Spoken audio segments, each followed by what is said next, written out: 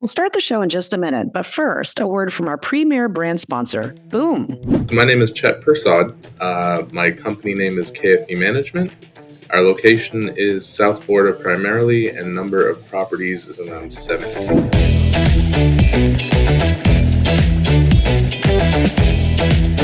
With so many homes, it's hard to manage all of the guest complaints. It's hard to manage all of the feedback, good or bad, and then hard to manage the actual work that needs to be done in a way that everybody can access it and see what is outstanding and then what has been completed. The second thing was the maintenance. I think Boom has filled a huge gap. At one point, we had 7 maintenance folks working for us, constantly moving, not necessarily effectively or efficiently. So through Boom, we were able to reduce our overhead to 3. We're much better at managing the homes in terms of maintenance because the ticketing system makes it very easy. Our finance team, they like the financial tools, the analytics tools, because it creates a very clean, easy to look at view that can give you a quick, like within a minute, you know what's going on. So my first impression of Boom, instinctively, I was like, I don't know if it's going to be worth it because I have so many people that will have to change habits that we've built over years. Luckily, I was wrong. They definitely were able to adapt quickly because the user interface with Boom is very straightforward. We weren't looking for a solution because we didn't realize we had a problem. So during the discussions with Booms, we saw a lot of the efficiencies that could be applied that just made our lives a little bit easier. Would I refer Boom to friends and colleagues? Absolutely. I've already done it just because it has made our life easier and it has made us more effective as a property manager. Head over to boomnow.com to see a demo of this revolutionary software, and be sure to include that you heard about Boom on the Alex and Annie podcast. Our listeners receive 50% off onboarding fees, and the first month is free. Go to boomnow.com and see for yourself how AI is revolutionizing the future of property management systems. Welcome to Alex and Annie, the Real Women of Vacation Rentals. I'm Alex. And I'm Annie. And we are joined today with Steve Turk, who is the founder of Tangy Management. Steve, it's so good to see you. Hey, good to be here with you both. I'm excited to be here. Long time coming. Yeah. So I feel like we ran into you a few months back. Well, God, I don't even know. The fall has flown by so quickly. We ran into you down in Orlando. It was good to finally see you in person. I feel like we've seen you nothing through video for a long time. But for our listeners, why don't you tell us a little bit about your journey into hospitality and vacation rentals? Well, I've been in hospitality my entire adult life, we'd say. So I've been doing luxury hospitality since about 24 years now. And that was mostly in the hotel side. So I worked through luxury hotels like Lowe's Hotels, Mandarin Oriental, Viceroy Hotels, Morgan's Hotel Group, and a couple others. And, I got to a point where I wanted to be an entrepreneur. I got that entrepreneurial itch. And I had done a little stint with that for 4 years as a staffing company owner, which I did not like at all, and sold that company, which I was lucky enough to do. And right after COVID, I think everybody else was kind of looking at my life. What am I doing? I was an executive on Miami Beach at a great hotel, and I just wasn't seeing my family at all. I wasn't seeing my kids or my wife. And I had someone I knew that wanted to start up and get a vacation rental company going, and we co-founded it together, and we started Tangy Management, where we're all hoteliers and we bring hotel standards and experiences and bring them into the vacation rental world. So we're excited about what we're doing now. Oh, that's great. Yeah. And you have so much experience on the hotel side, and now obviously have just really made a name for yourself and really bringing the guest experience and that luxury feel to the vacation rental side. But you also are a podcast host like us. Yep. Do you want to tell us maybe a little bit about it? Yeah. Yeah. You've got a nice mic set up as well. Tell us a little bit about that too, about the Hospitality Mentor. Yeah. So it's funny how it started was I told you I had a staffing company for a couple of years. And what I realized is once you're out of the hotel, everyone who said they were going to help you really didn't. And I became a vendor. Right. I was like, I'm a vendor for the first time. Like I actually have to sell to people and they're not picking up my calls. And I remember that feeling back then. And so I was very conscious when I came out this time to start this company and consulting and all the other fun stuff we're doing, was that I needed a tool to be able to get in front of people. And I said, I'm going to start a podcast because I know that if I call this leader multiple times just to do a sales call, they're not going to pick up the phone. And it was true. I did that a couple of times. And I was like, hey, I just want you to be on my podcast. They're like, yeah, I'll be on your podcast. And so it started as a tool just to market and for me to get in front of people and then create some content. And then it just kind of exploded. It took off to where, one night I just was having a glass of wine. I was like, I think if I invite all these CEOs of like big hotel companies, they might come on. So after a glass and a half of wine, I was sending off these emails and LinkedIn messages, and a lot of them said yes. And that really helped me because these big names came on the show, and it made me all of a sudden an expert of hospitality. And so it was just a great feeling. And now I really enjoy it. I wish I could make that my full-time job. So I'm going to keep pushing it and keep pushing the podcast to see if we can get it there. But I love it because it's called The Hospitality Mentor, available on all streaming platforms. We're interviewing people about how they got to where they are, because so many people look at that CEO or executive or general manager or chef, owner of a vacation rental company we just talked to, how they got there, because everyone thinks it's impossible. And I really want to motivate the younger generations coming up that this is a great industry.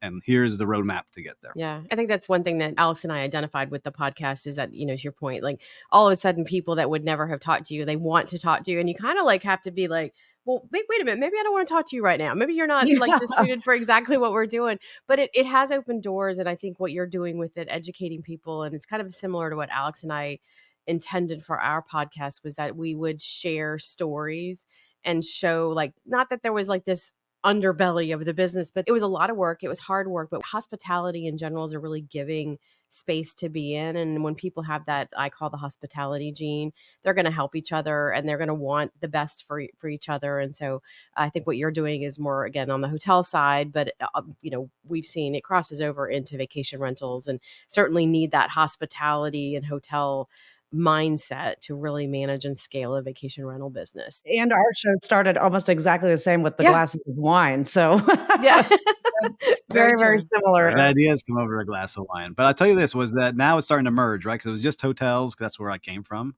But now it's starting to merge into all different things like cruise ships and restaurants and business owners. I'm really focusing on business owners this year because I really want to highlight it's really hard to be a business owner. I think people need to understand that. But it's been fun because a lot of people just think it's a podcast, but now it's evolved into doing networking events, because I was like, all right, I got a lot of people messaging me and they want answers on certain things. Let's get them all together. So I called up a location. We did the first one. I thought maybe 10 people or 20 people would come, and 250 people showed up. I was like, holy, wow, we got a great event here. It was free, the first one. So I was like, all right, let me make this next one $10. And then I had 180 people show up. And then we did another one for like $40, but with vendors and some fun things. And we still had 200 people come. And so for me, it was just great to see that there's this community being built. And if you really take it into the real world, people want to connect with you. So I'm sure you've seen it, like when you go to events, you're like, oh, I listen to you all the time. And we get people often that will start talking to us at shows, and they'll start telling us, an episode they'd listen to, and we're sitting here looking at them going like, did we meet you?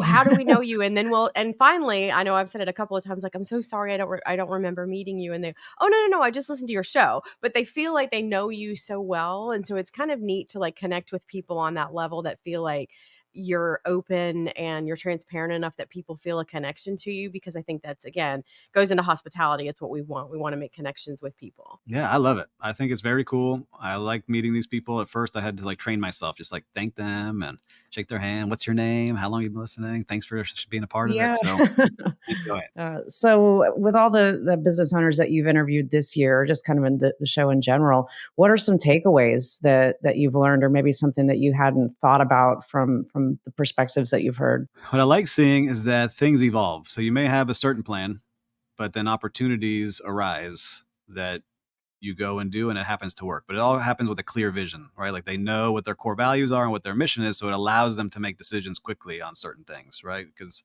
it's easy as a business owner. Like I did this the first time around, to say yes to anything.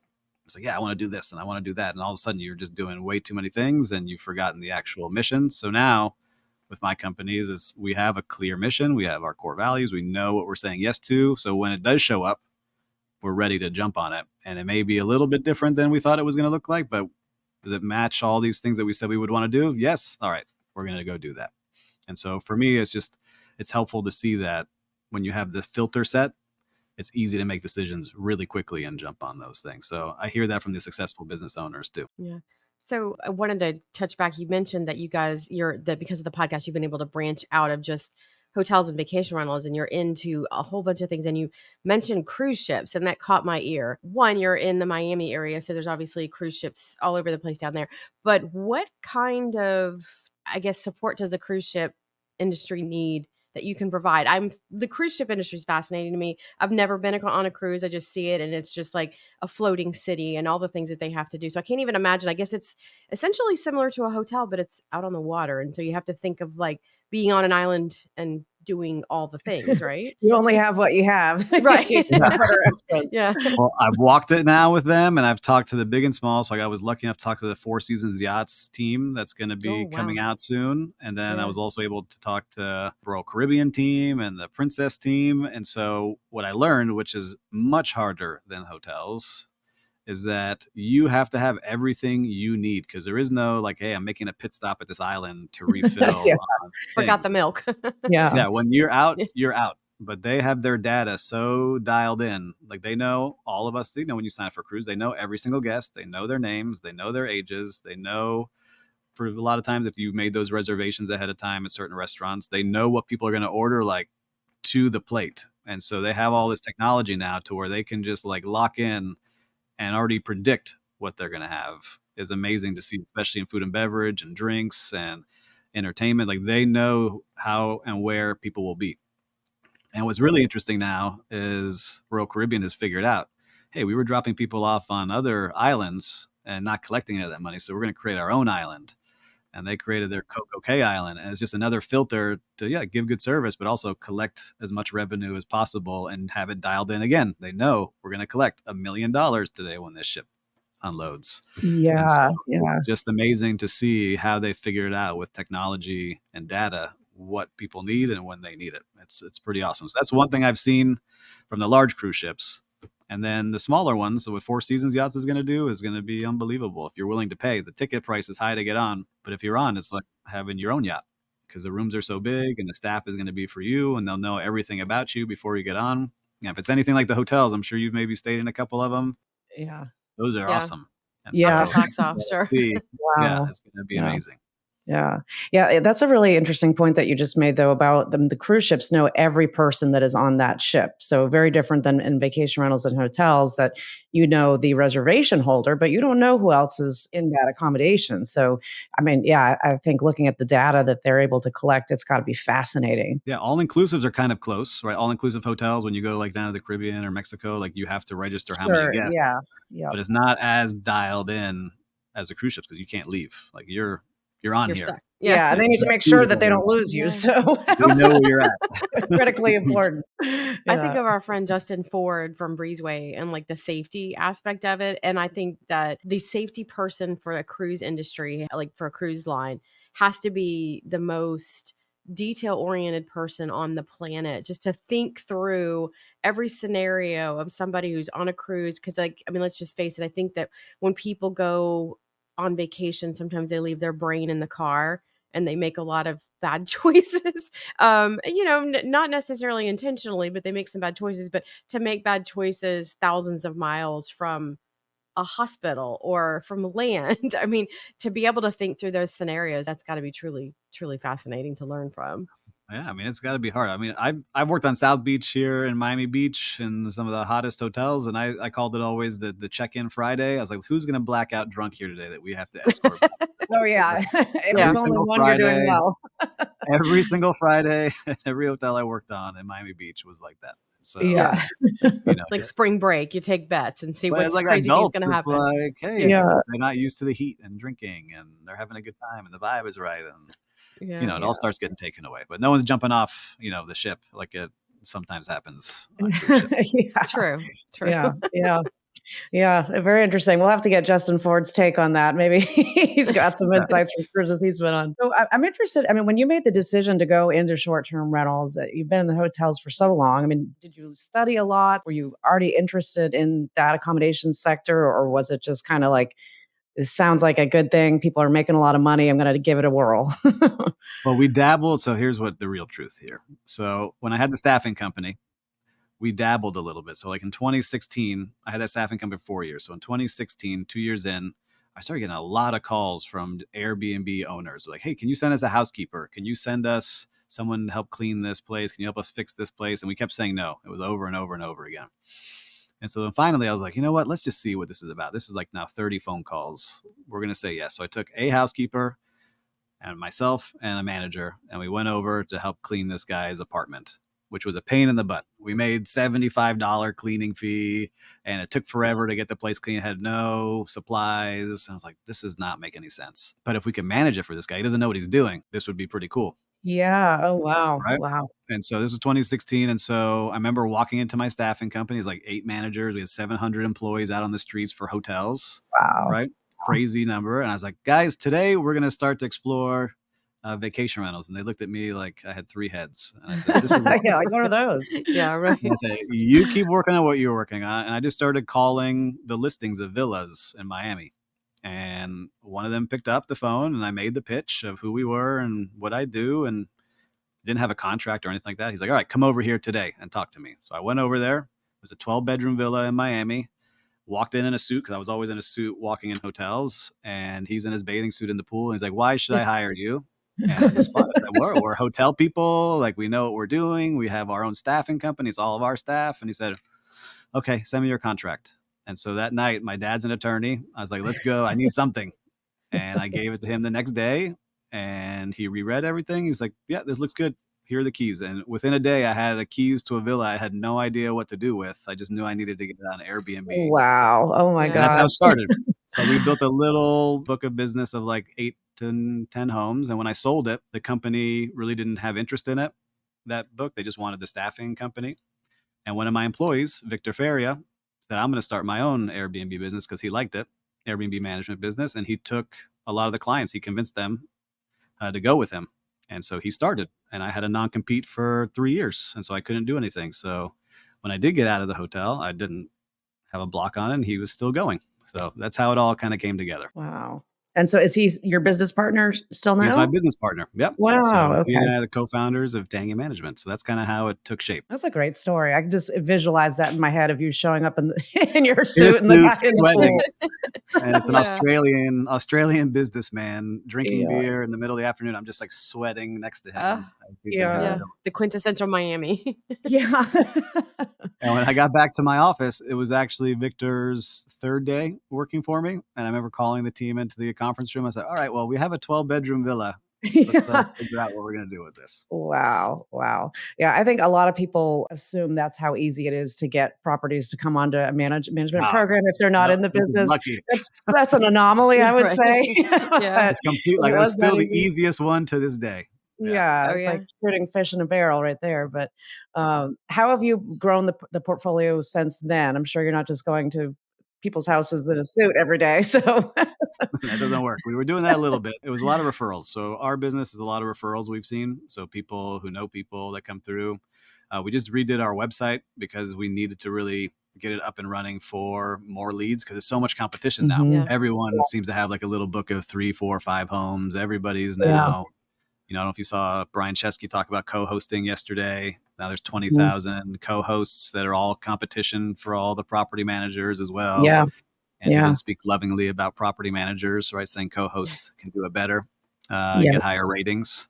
So for us, we know we got to be on the offensive. So we are actively marketing to people. We're hosting realtors and explaining to them how things work and paying them commissions. We're working with anyone that will listen to us that's in the real estate industry. And then we've had to pivot a little bit, because in different markets, the housing rates are so crazy. People bought homes thinking that they could cover their AD with the ADR, and they're not able to. And then they come to us for help. And I was like, nope, you're not going to make your money with short-term rental, but we could help you with long-term. And so now we do short-term and long-term. So we have a team in place to do both. So if you want to pivot, we'll help you get there. And if you want to stay in short term, we can do that, or we can turn it on and off depending on which way you want to go. So we're able to do both of those services.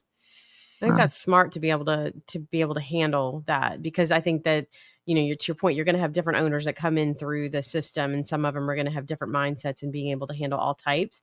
It gives you a diverse portfolio, so you're not necessarily beholden to like the seasonality of a market.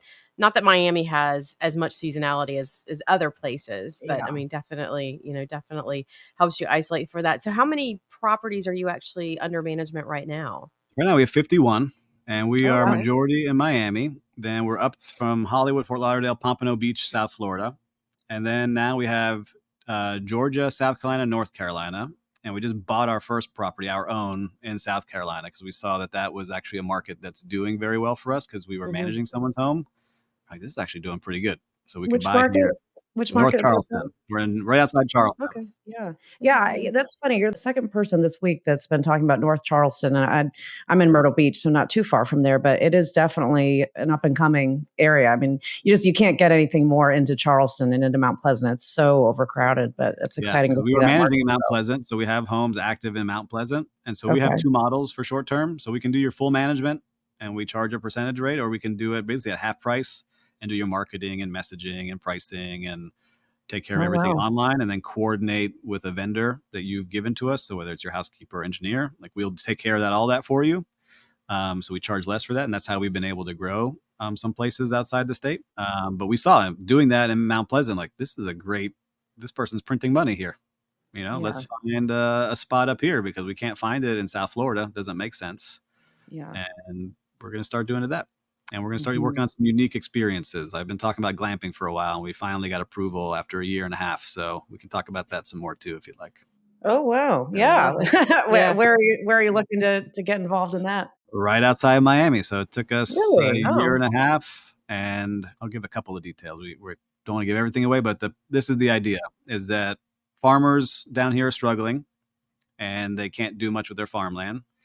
They passed an agritourism bill, but there's nowhere to stay. And you can't build permanent structures. And so I was like, all right, we are going to come in. We're going to put these luxury safari tents with air conditioning and bathroom. We're going to give a percentage of the sales to the farmers so they're happy. We're bringing people to a unique place so they can see what the farm is like and still be in nature. And then hopefully they will buy stuff from that farmer while they're there, and we'll create some unique hospitality experiences while they're there.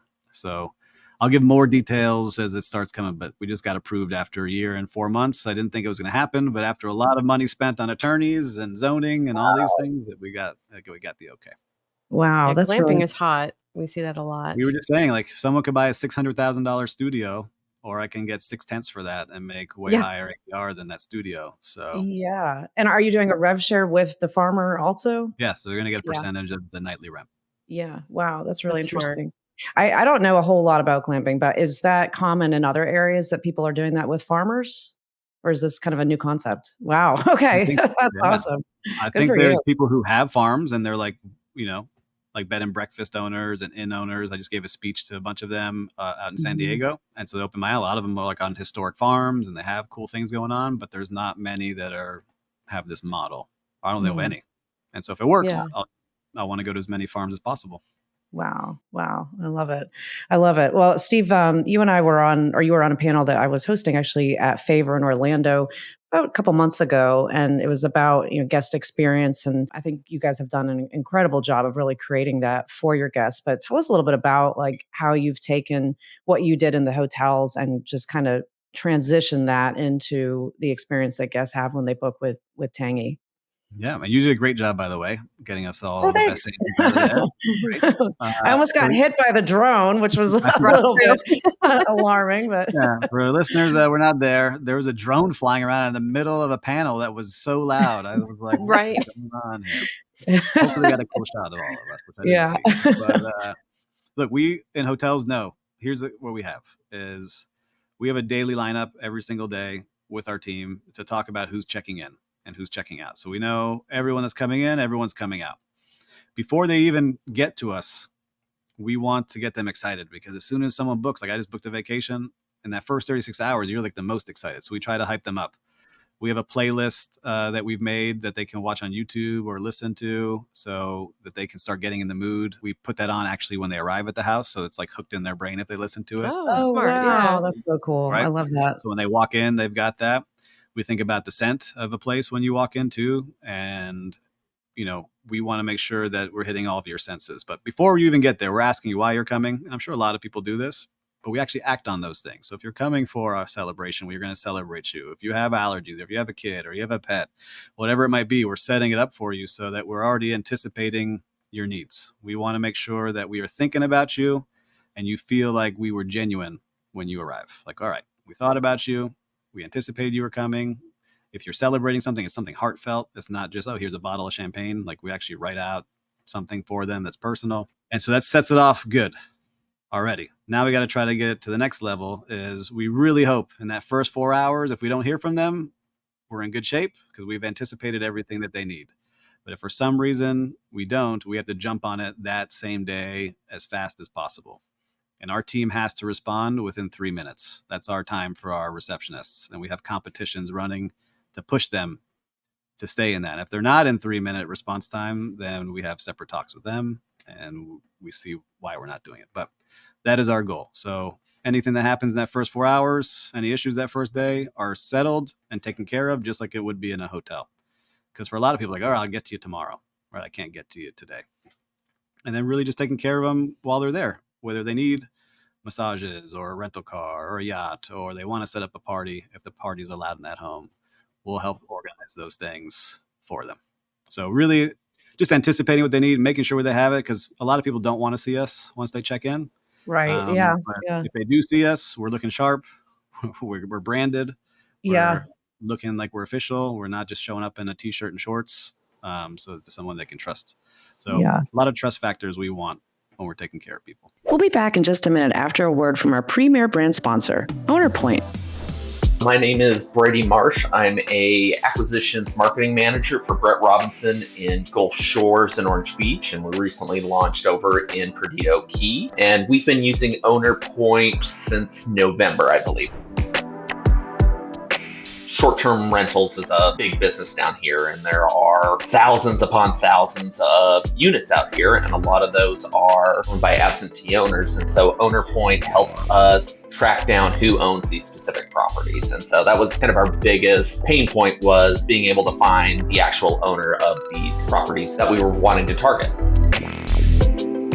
OwnerPoint has been a fantastic tool for us on tracking down these owners of these properties, because it allows us quickly to comb through all of the property records, and we can target it based on building, houses. If we want to find out the owners on a specific part of the beach, we can use the polygon tool and track that stuff down. The specific features of OwnerPoint that have had the most impact for us has been the ability to quickly curate these lists that we're using to target specific types of owners, whether it's units in high-end buildings or beach houses, things like that. It's taking all these different resources that you would normally have to go to a different location or different websites, and it's compiling it all into one location that you can quickly create these highly curated lists, and then the ability to quickly integrate that into our CRM. It has made our acquisition team, it's made their ability to be more targeted with the folks that we're going after.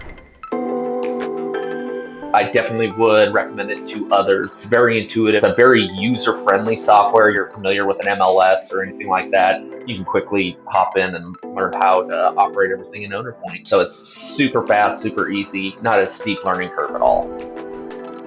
Ready to start growing your inventory and bringing in new properties? Head over to ownerpoint.io/Alex and Annie to see how they can help your business thrive. That's ownerpoint.io/Alex-and-Annie, where you can turn leads into long-term relationships and grow your property management business. Now back to the show. One of the things that I remember you introducing, I want to say it was, maybe it's been over a year, I think, was the coffee.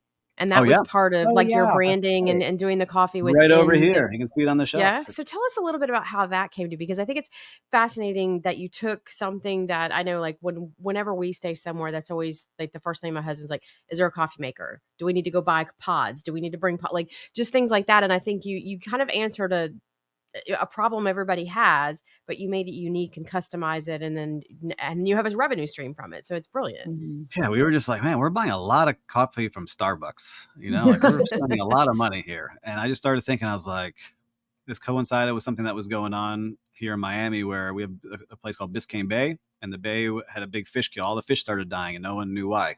And so the whole place stunk of dead fish. And my kids were like, what's going on? We live right by the bay. Man, we got to do something. I can't just let this thing fall apart. And so I was drinking coffee overlooking the bay, and I said, I'm going to start a coffee company, and we're going to donate 10% of sales to help save Biscayne Bay. Right. And I knew coffee people from when I worked in hotels. And so I went to the roasters and I was like, look, I want to do this. I want to make my own blend. And they said, let's do it. So for me, I enjoy making things. And so we created this awesome bag that looks like a vintage park poster. So like if you look at it, it looks like a park poster from the national parks. and we created Biscayne Coffee.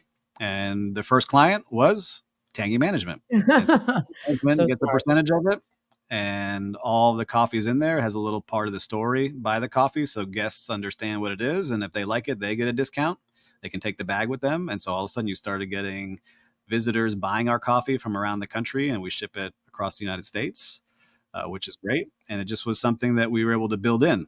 It's not the biggest money maker, but it's like a story that we can tell within. They feel like they're getting something local. We're donating money to help save the Bay and our community. And so I just like that whole circle of the story, that we're actually doing something that's good. And the coffee is really good. I drink it every morning. That's so cool. It really just like touches all the points there too. I love that. So how do guests buy the coffee, Steve? Is there something in the unit that prompts them to go to a website, or what does that look like? Yeah, I love that question. So we want them to be buying it. And of course, we have something small in the units that tell the story of Biscayne Coffee, something small, because we don't want collateral all throughout the house. But also on the bag, it has a QR code that tells the whole story. So for some reason, that piece disappears. On the back, there's a QR code that shows them what's going on.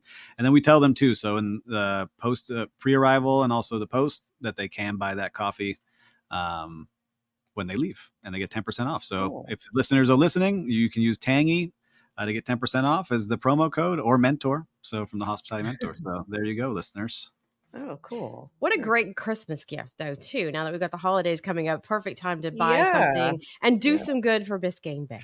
You see, with every sip of coffee, you're doing good. So you can drink your coffee and make a difference. I love that. I love, too, that you collect so much data on your guests. I mean, that kind of goes back to what we were talking about earlier on the hotels and cruise ship side, but the different details about why they're coming and their specifications, if it's allergies or anything like that. But I would say the majority of property managers are not collecting anywhere near that amount of information. But what are you using to harvest that data? Are you using, I know you use Guesty as your PMS, but are you using something on top of that for? Yeah, we use Guesty, and we're loading as much information in there as possible. So that's like a big thing for us. And we challenge our team. So this was something I learned when I worked at Mandarin Oriental Hotels. You have to have your team doing it. It can't just be a person. And so whether it's our housekeeper, our engineer, or our receptionist, we have people collecting information. And so we make it a game. So whoever has the most information collected, they win a gift card at the end of the month. And so the way it works, like if you're in a place and you see that there's golf clubs, they may like golf, right? And if you see that they bought wine and they have several bottles of it, maybe that's a wine they like, and we can make a mention of it in the comment card, right? It's something that's very simple that they can communicate. We use Slack, and we have a channel where we're putting all that into, and then we put it into the information so that when we do come back and they like golf, maybe we happen to buy a golf magazine for them, right? And say, hey, welcome back. Here's the golf magazine for you. And so those are like little touches we learn in the hotel that doesn't cost really anything, but will wow them so much just by having that data and information when they're coming. Yeah. Wow, that's incredible. Well, that's a great tactic too. I love that it's like a competition for your staff. How do you actually tabulate how many pieces of information they've brought back to you? Hopefully it's real information they're giving us, but it's just submitting. They put it on Slack, right? And they just they upload it to Slack. We have a channel just for guest preferences, and it'll say, Steve Turk came, has 2 children, and whatever they saw in the house. Or maybe they asked them for something, or if they ask us for something, that's the easiest, right? Like, hey, can you make sure that you don't use chemicals when we're coming to clean, use something natural, we'll make a note of that. Like, there's so many different things that you can do. And if it's their birthday, we save their birthday, right? Their anniversary, we save their anniversary. So you can just start building that book. And, our hope is to have more and more regular customers. That's why we redid our whole website, so it's easier to book directly with us. Yeah. The website looks great, by the way. It looks really nice. Yeah, we just launched it 2 weeks ago. So we're excited about it. Some tweaks on it we got to make, but we love it. And that's our goal, is to really start driving that. That's great. Well, one topic that we definitely cover quite a bit on this show, and we just got back from Italy, it was one of the hot topics over there, is regulation.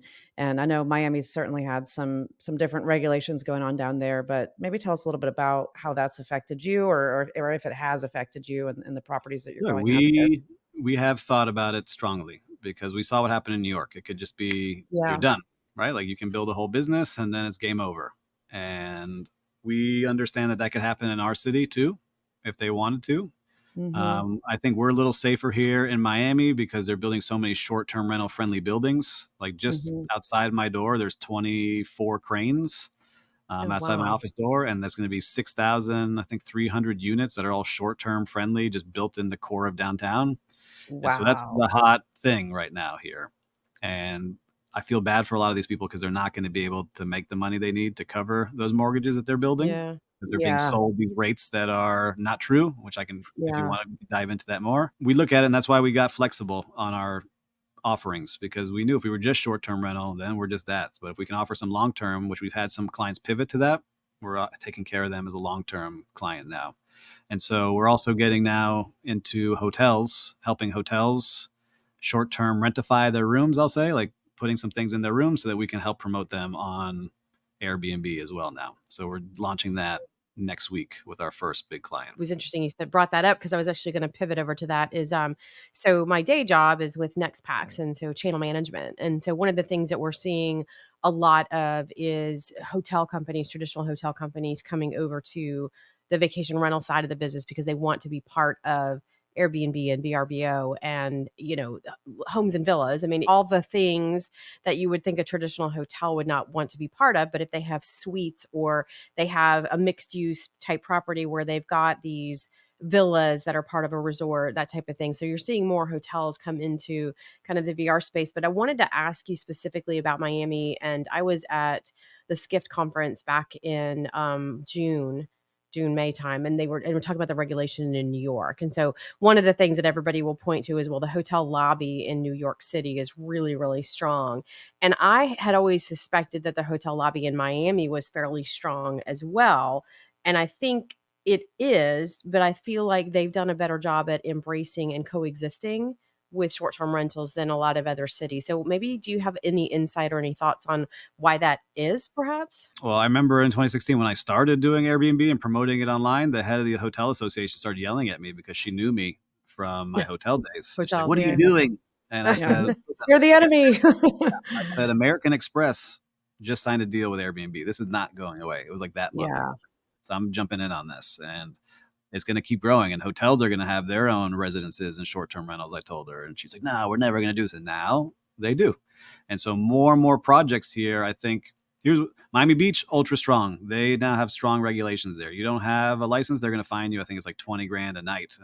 It goes crazy if you have illegal short-term rental. So it was popping up all over Miami Beach. They shut it down, and you have to have your license, and they check you just like a hotel. And it's almost impossible to get a short-term license in Miami Beach. Like, you have to fight really hard to get one. So they're very valuable. But in Miami, across the bridge, Miami's known for real estate. Like, that's what drives the industry. It's real estate, hospitals, and hospitality. And now we're trying to get some banking and some new industry here. We see a lot of people move to Florida during the pandemic, but condo hotels is gigantic here. That's what every building is. It's a condo hotel. And so they have to live together. And so we're now in a place where condo hotels now have, like, Highgate is very involved down here. Aimbridge is very involved down here. And they're trying to figure out how to work with condo associations, who I've talked to as well, to create rules in these buildings. Because now all of a sudden you have investors buying up like 40 rooms, making their own mini hotel within a hotel. And so it's interesting to see what's going on here right now. And so we're trying to work with some buildings to standardize it, because we are hotel people. We understand how to run it like a hotel, and we're not a realtor that's just trying to lower the rate as low as possible to fill it. Right. And so nothing bad to the realtors out there, but you don't know the revenue game, right? Like, you have to set a floor so not everything drops to the bottom, and then you get riffraff and parties and craziness in the buildings. There's a reason you do certain things in pricing, but it's different than vacation rentals. Actually, Annie and I met in Miami at the OPMA conference back, what was that, 2019, I think we figured, or 2018? Yeah. Somewhere around there. 2017, 2018, somewhere. Yeah, it's been a while. Yeah, we're not sure AD or BC. It was a long time ago. But one of the main topics that OPMA discussed was, they're the On-Site Property Management Association. It's a lot of those condo resorts that at that time, and still, they were losing a lot of their inventory to offsites or individual owners that were renting on their own. But there was a hotel in Miami, the Setai, that actually, like, they won a big lawsuit that kind of was the set the standard for condo resorts going forward of what you're able to say, as long as your bylaws match what theirs did or similar, that offsite companies or individual hosts, they can't use the brand if they're putting their properties on Airbnb, just different things like that. Always restrictions, of course, on amenities and things that guests can use if they're not using the on-site program. But I'm interested down there now. I mean, has that changed at all? No, it's starting to get stronger, right? Satai does a good job, because I always remember that they were getting hit hard because you think you're staying at the Satai because it would say Yeah. I'm staying at Satai, but Yeah. you were not. You were staying at someone's home, and Satai is a 5-star, 5-diamond brand. It's ultra celebrity, Yeah. enclave there that people go there for privacy, and all of a sudden it was opened up to, everybody could stay there. And anyone Yeah. can, but the rates were much lower than hotel rooms. And so it just threw everything off. Yeah. And so I needed control of that. But I saw it with a home that we were going to start with, or an apartment. I'm not going to name the place yet because maybe we'll get back in there. But it was a family from South America. They were promised in this building that they could have their own short-term rental and put it out themselves. They hired us to manage it for them. And normally we would say no to this size place, but it's a really nice building. And we thought, all right, it's a good opportunity for to get in. We got to the closing with them, the actual closing. We went with them. We walked the property. They signed in front of us with the developer signing off that everything looked good. Then we went to orientation. And so we went to orientation with the condo association, and we all sat down, and they said, "Oh, who are you?" And I said, "Oh, I'm Steve, and this is Victor. We're Tangy." And they're like, "What do you guys do?" I said, "Oh, we're a hospitality management company, and we're going to be working with this family here." And they said, "Well, we don't know how to tell you this, but there's only one lodging license currently, and it's for the hotel that's here. Oh, So wow. Oh no. put your Wow. product into the hotel." And so then the owner, who had been waiting on this place for 4 years because they bought it pre-development, said, "No, the whole time you've been telling us for 4 years that we could do it ourselves, and that's what our Right. plan is. We have an idea of what we want to do." I said, "Well, you Wow. could. We just don't know when the other transient licenses are going to get here. So it's up to you on what you want to do, but you have to sign today what you want to do." Oh my gosh. Yeah. Oh Not really, gosh. not a whole lot of options there. Like Wow. mafia. So I looked at her and I Yeah. said, "Look, sign the paper. You have a year contract, and then get back to us in a year." They've been there now 3 months, and they can barely cover their mortgage because the rates that they were told of the $600 and $700, they're getting 150, 200, 250 on their unit. So I just feel bad because there's so many people that are going to get crushed like this. We've seen it. Like we came into a project where they hired us to be their management company, and they said, "Hey, can you give us the comp set? Because legally, as salespeople, we can't give what the rates are going to be." And so we told them, "You're going to be in the $250, $300 rate." And they're like, "We can't show them this." I was like, "Why not? This is what the rates will be." It's like, "Well, it's not high enough. You're going to make them higher." I'm like, "We're not going to make them higher." Oh, And wow. Yeah. we can't work with you. I said, "All right, then we don't work together." And Yeah. that place Interesting. sold in a neighborhood that is never going to make the rates that they say they're going to get. And so Yeah. I'm curious to see what this bubble will be like, because you're dropping all these units into one area pretty much. So Wow. anyhow, that's my warning Yeah. for all of you out there. Yeah. Yeah. My gosh. Yeah. Yeah. Be Times have smart. definitely changed. And I mean, we hear that everywhere, that it's like, people that have bought in the last few years, just the projections that they're getting from these realtors are very far off. And it's not this passive income or just massively wealthy income type business that they thought that they were getting into here. And unfortunately, that's just the way the world is right now. There's so much competition on Airbnb. The supply is just through the roof. I think Airbnb has really outswooped Verbo a lot this year. So it's like that's kind of becoming the only main channel, and really hard to compete, especially in areas like that where, my gosh, that's a ton of inventory to be adding to the market too once that building gets completed. And a bunch of hotels. So the hotels know. And so now they're like, all right, we really need to step up our game and the offerings that we're giving at these hotels, because these places that it's going to be interesting to see what happens, because I've been on both sides and I know what's going to kind of shake out once these are all done.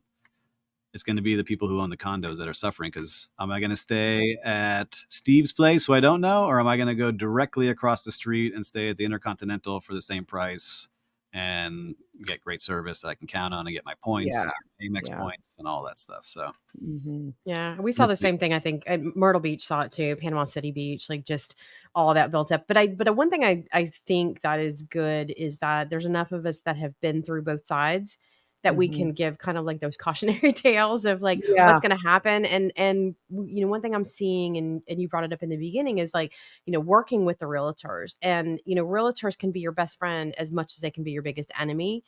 But if you bring them in the fold early and are there to help them navigate how to talk to people, and yes, let's for sure they're gonna sometimes do whatever they have to do to make a sale, and it might not end well for somebody down the road. But if you know that in the beginning, you can help navigate through that. And I think that that's where we talk at like the VRMA level, like, how do we do more of that collaborative with realtors, because the Realtors Association is the largest active like association. They have a lot of pull. They have a lot of ability to get in front of people. And if we can work with them instead of against them and creating these like walls between the two sides of the business, I think we could do better things. But, going to the Airbnb conversation with the co-hosting, I mean, that obviously has drawn a very loud line in the sand, and, to management companies as to how they feel about professionalized management companies. So it'll be interesting to see where we are 6 months from now. And I think Miami,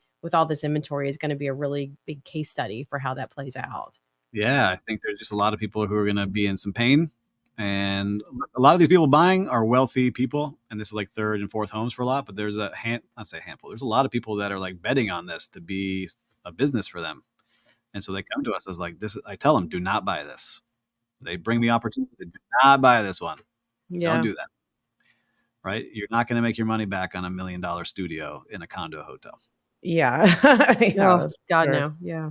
Well, hopefully people at least appreciate you being honest with them too, because some management companies, where they say, sure, buy it. We'll take it on the program. Yeah, because we know we're going to take it. And they'll be like, where's my money? I was like, this is You don't want to deal with that. You don't want to deal with But that. that's a good manager, though, that can recognize that it's not about the quantity, it's the quality. And it's the quality of the management too. I mean, you don't want to like set everybody up for failure, because it's not only going to hurt you, it's going to hurt the owner, it's going to hurt your staff through the process. I mean, it's going to be painful for everybody. I think in the long run, we've definitely lost opportunities, but I just know that in the end, there's going to be other management companies that are just going to fall apart because they cannot. Some people don't care. They're just going to take their commission and move on, and they'll just keep churning people through the system. But that gives us a bad name. But for the ones that really want to come around, we're doing it the right way. Yeah. It's not sustainable doing it that way. I am curious though too on the realtor side. What have you seen that's worked well in the relationships that you've built with realtors within your community to get them to refer business? We've educated them a lot. Like they'll come to us and we'll spend time with them, like invest time in them to educate them what to look for. So if somebody says we want to do something that's short-term rental friendly, here's where you should be looking. Here are the zones, because they don't understand sometimes what's legal and not legal to do. And so we do that. We offer commissions to them that are pretty healthy and ongoing.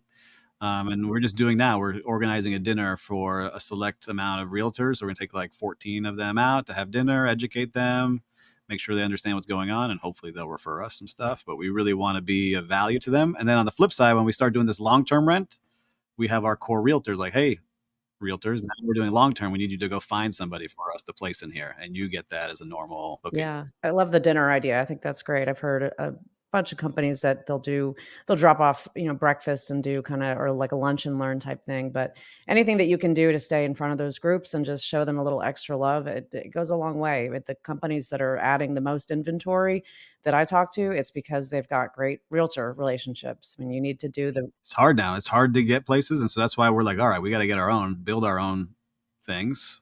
But a good core of our business is still that traditional management of short-term rentals. I'm excited to see this hotel part. Yeah, the hotel part, I'm excited to see how we can help them make a couple tweaks that are low cost tweaks to get some higher end results by getting some more eyes on their properties. But it's going to be interesting to see, because there's a couple companies doing it that I've seen now, because I remember I put it out there on LinkedIn. You probably saw that just to see how I can I think it sounds familiar. I use LinkedIn all the time to source data and information. So we've figured out a couple of things.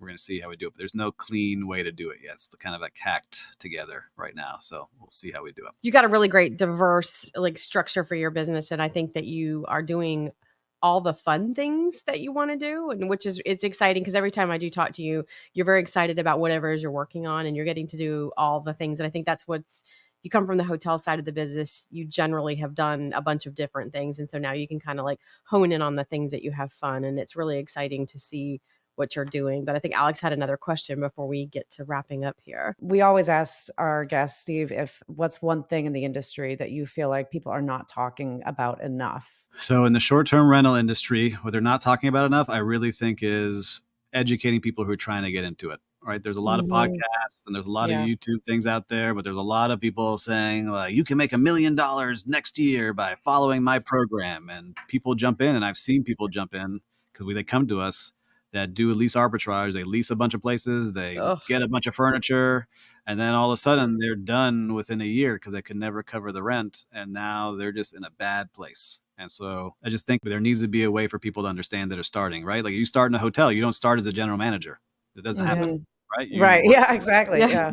Such a good industry. You come into short-term rental, all of a sudden it's like, I've never been in here, but here I am. I'm now operating for vacation rental homes. And, some people are not built for that. And then they realize it. Like we've had owners come to us and they're like yelling at their guests. Like we've seen the previous messages and they told us, and I'm like, what are you doing? Like, this is not how this works. Like I have to go to their house at 11 o'clock because the toilet's not working. Yeah, this is what hospitality is. Like you need to take care of them.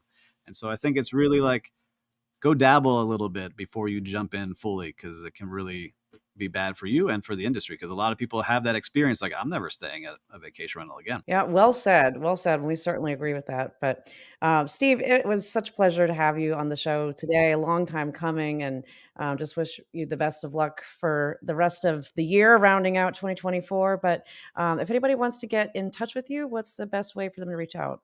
You can find me on LinkedIn. I'm on there every day. I'm posting information every day. I'm connecting with people every day. So you can find me at Steve Turk there. And then, of course, if you want to stay with us, come stay with us. You can find us at tangymgmt.com. Come stay with us. Check out the new website, and you can experience all the stuff we're talking about. Yeah. Buy some coffee while you're at it. With coffee. Come on down.